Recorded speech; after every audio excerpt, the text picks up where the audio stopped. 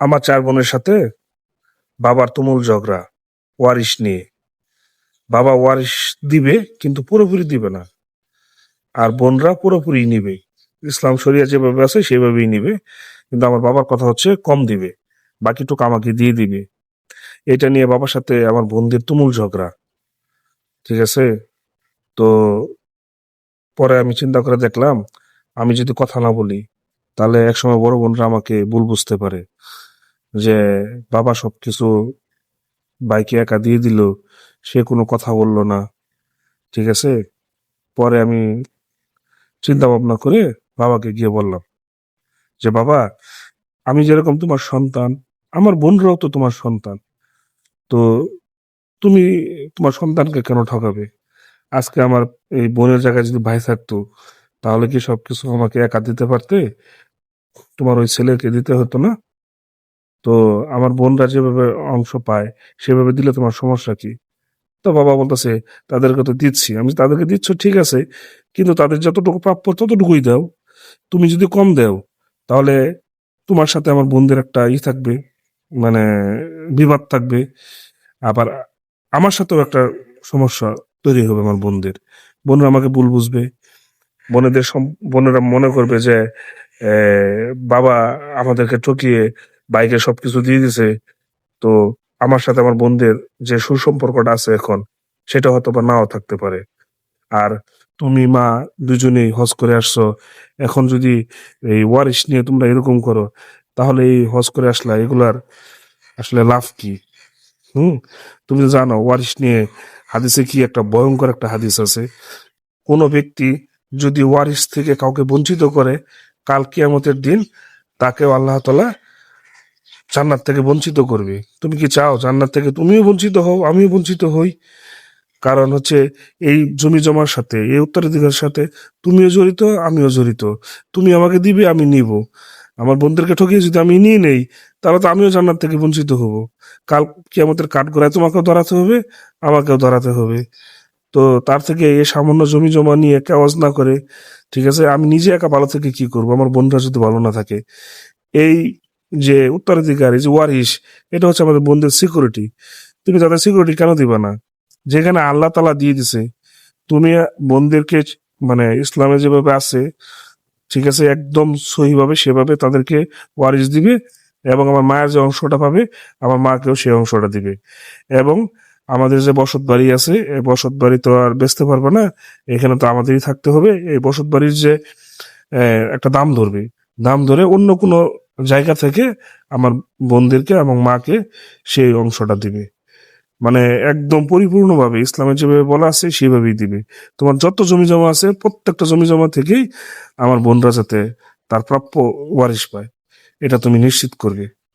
তো বাবা আমার কথা আসলে শোনার পরে বাবা আসলে বুঝতে পারছে, বাবাকে বুঝিয়ে বলার পরে তারপর বাবা আমার বোনদেরকে তাদের, মানে তাদের বলতে আর কি, ইসলাম শরিয়া যেভাবে আছে সেভাবেই সবাইকে ওয়ারিশ বন্টন করে দিছে। আর আমি বাবাকে বলেছিলাম যে বাবার পেনশনের যে টাকাটা, ওটা বাবার অ্যাকাউন্টে আছে, ওটা তোমার অ্যাকাউন্টে থাকুক। তোমার অবর্তমানে সেটা নিয়ে আমরা পরে চিন্তা ভাবনা করবো, সেই টাকাটা আমরা কি করব। এখন আপাতত তোমার অ্যাকাউন্টে আছে, তোমার অ্যাকাউন্টেই থাক। আর জমি জমা যেগুলো আছে সেগুলা বন্টন হয়েছে, সেটা। আর আমার মায়ের যে অংশটা আছে, আমার মা চাইলে আমার মা তার অংশটা যেভাবে ইচ্ছা সেভাবে ব্যবহার করতে পারে।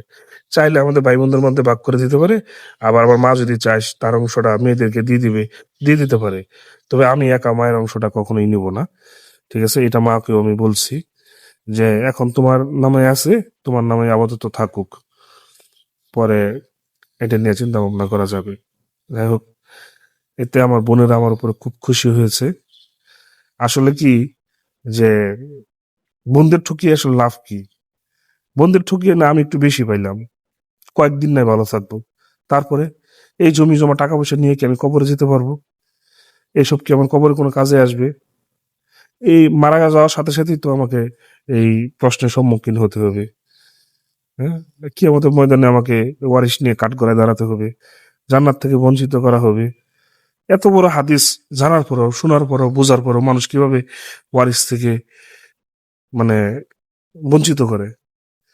একটা ঘরে যখন মেয়ে সন্তান জন্ম হয়, তখন বাবারা কি খুশি যে আমাদের ঘরে মানে জান্নাত আসছে, আমরা জান্নাতের দেখা পেয়েছি, আমার রাজকন্যা, তার শাহজাদি, মানে কত কিছু করে মেয়ের জন্য, কলিজার টুকরা, রাজরানীর মতো বড় করে, শাহজাদির মতো বড় করে। তো এই যখন বিয়ে হয়ে যায় তখন বাবার মানে কলিজাটা ছিঁড়ে যায়, মানে অন্তর, মানে কলিজা ফেটে আসে, মানে কি কান্না আসে, এমন একটা অবস্থা হয় যখন মেয়ে চলে যায়, মানে কলিজাটা ছিঁড়ে যায়, এমন একটা অবস্থা।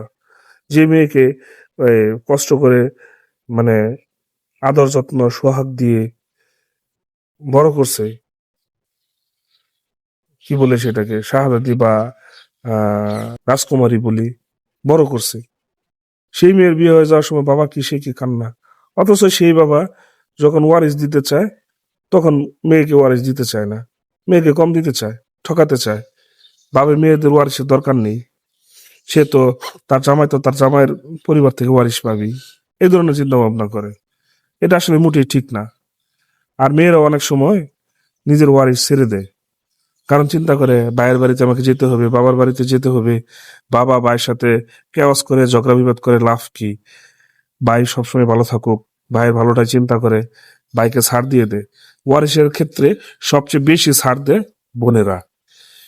দুই ভাই থাকলে বা তিন ভাই থাকলে বা চার ভাই থাকলে কখনো ছাড় দেয় না, কিন্তু বোনেরা সবসময় ছাড় দেয়, নিজের মানে ম্যাক্সিমাম অংশ ছেড়ে দিয়ে আসে। অনেকে তো ওয়ারিশ নেয়ই না, যে ওয়ারিশ চাইতে গেলে বাবা মা হয়তো বা ঝগড়া করবে, ভাই হয়তো বা ঝগড়া করবে, এই জন্য ওয়ারিশ চাই না, যে ভাইয়ের কাছে আসুক, আছে, ভাই ভালো থাকুক, এই জন্য ওয়ারিশ চাই না, ওয়ারিশ নেয় না। আর একটা জিনিস চিন্তা করে, ওই যে ভবিষ্যতে যদি ভাইয়ের বাড়িতে বা বাবার বাড়িতে যাইতে হয়, এই জিনিসটা চিন্তা করে, এই বয়েও অনেক সময় মেয়েরা ওয়ারিশ নেয় না। বাংলাদেশের প্রায় ম্যাক্সিমাম করে এই সমস্যাটা, এই ওয়ারিশ থেকে মেয়েদেরকে বঞ্চিত করা হয়।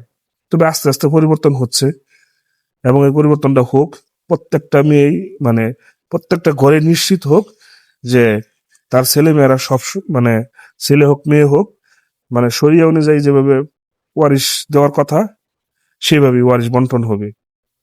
এটা প্রত্যেকটা ঘরে নিশ্চিত হোক, সেটাই আমরা চাই। সবাই ভালো থাকবেন, সুস্থ থাকবেন, নিরাপদে থাকবেন। আসসালামু আলাইকুম।